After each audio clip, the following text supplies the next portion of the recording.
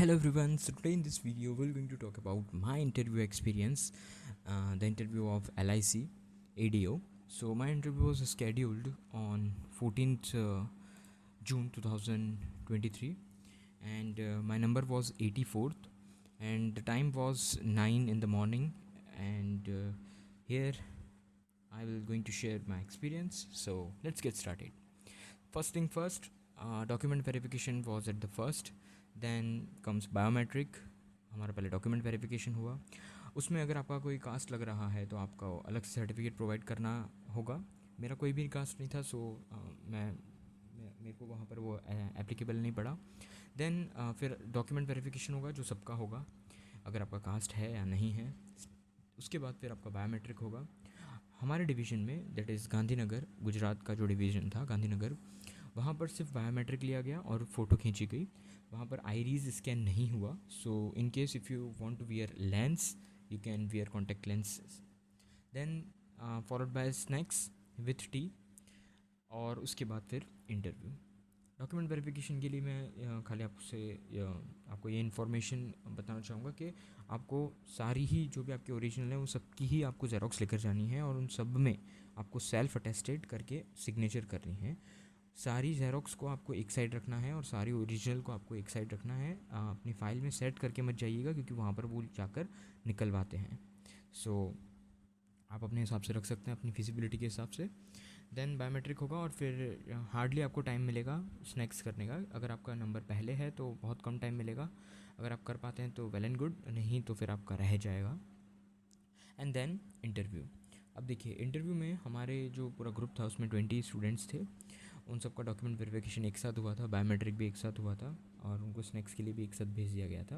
But दूसरे room में जब इंटरव्यू कंडक्ट कराया जा रहा था, उसमें दूसरे रूम में 4 के सेट में लेकर जा रहे थे. फोर ग्रुप ऑफ कैंडिडेट को लेकर जा रहे थे, और उसके बाद वन बाय वन करके उनके इंटरव्यू कंडक्ट हो रहे थे. सो आपका पूरा ग्रुप एक साइड हो जाएगा, और आप सिर्फ 4 number of person will go to the next room where actually the interview is conducting.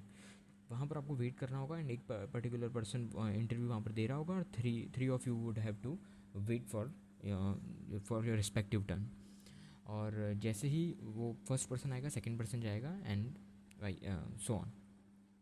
तो जैसे ही फर्स्ट पर्सन जब निकला, मेरा एक्चुअली जो नंबर था वो 4th नंबर था, but the third candidate was absent. So basically I was on third. So first person जैसे ही निकला, उनसे खाली मेरे को यही जानने मिला कि पैनल में कितने मेंबर हैं. So there were 4 panel members. उनमें से 3 मेल मेंबर्स थे, and the one was female. और फिर उनसे बस खाली यही जानने मिला. देन सेकंड कैंडिडेट अपीयर होते हैं इंटरव्यू में. फिर जब वो रिटर्न आए तो उनसे मेरे को ये जानने मिला कि पैनल मेंबर्स जितने भी हैं वो सारे स्ट्रिक्ट हैं, कोई भी पैनल मेंबर लीनियंट नहीं है. तो I was mentally prepared for this. So मैंने अपने माइंड को मेकअप किया. देन बस फिर रिंग बजी और मेरे को अंदर जाना था. मैं अंदर गया, मैंने एंट्री ली, मैंने ग्रीट किया. उनने सीटिंग के लिए मेरे को ऑफ़र किया. मैंने अपनी सीट ली. Very first question they have asked me. अब उससे पहले जो पैनल मेंबर है वो हम थोड़ा डिस्कस कर लेते हैं. पैनल में 4 मेंबर थे, जिसमें एक लेडी मेंबर थी, और वो ही मेन थी. मतलब जो होते हैं ना हायर की वाइज, तो उनकी जो लेवल, उनका जो डेजिग्नेशन था वो सबसे हाईएस्ट था. ऐसा लग भी रहा था और ऐसा था भी.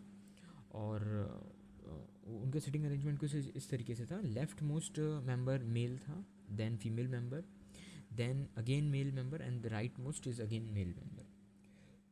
तो वेरी फर्स्ट क्वेश्चन जब पूछा गया तो मेरा क्वेश्चन कुछ इस तरीके से थे. आपने करा क्या, व्हाट आर योर क्वालिफिकेशन. तो ये बोलने के बाद फिर उन्होंने एक और क्वेश्चन तुरंत ही पूछा कि are you comfortable in Gujarati, आपको गुजराती आता है.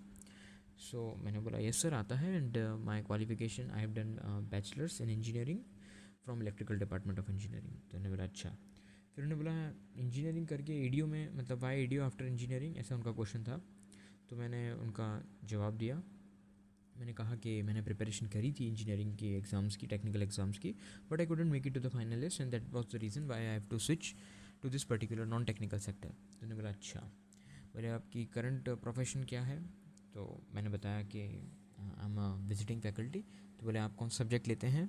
तो मैंने अब ये जो क्वेश्चन, ये जितने भी क्वेश्चन पूछे जा रहे हैं ये थर्ड पर्सन से पूछे जा रहे हैं, मतलब first second third, right most से सेकंड एंड लेफ्ट मोस्ट से थर्ड पर्सन।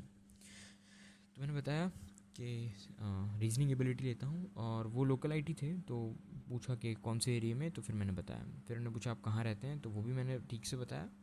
फिर उन्होंने एक और बार पूछा वहाँ पर कहाँ, तो मैंने स्पेसिफिक एरिया बताया।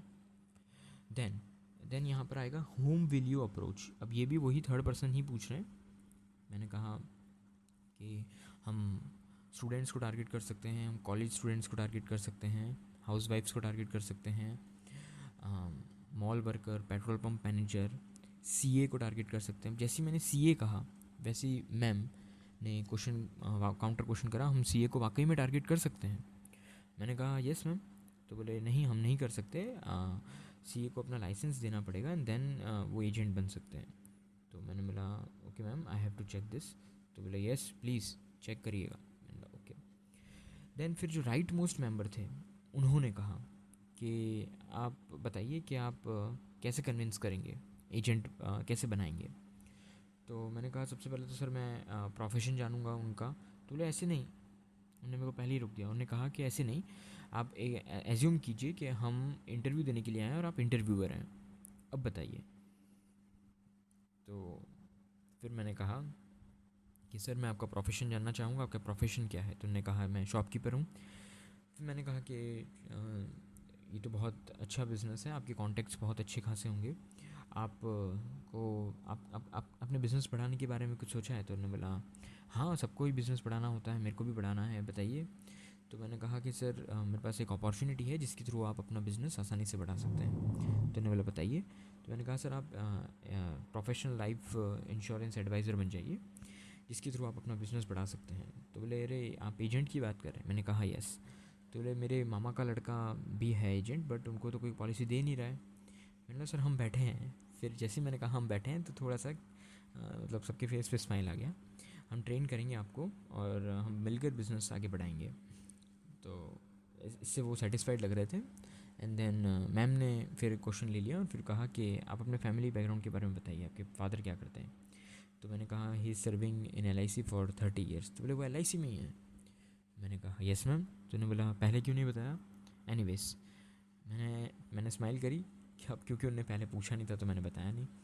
फिर उन्होंने फैमिली के बारे में पूरा पूछा और फिर ये कहा आप तो हमारे कुलीग के ही बेटे हैं। मैंने बोला यस मैम। तो बोले आपके तो ब्लड में LIC और इंश्योरेंस होगा। मैंने स्माइल करी और यस मैम कहा। तो बोले ओके थैंक यू विवेक।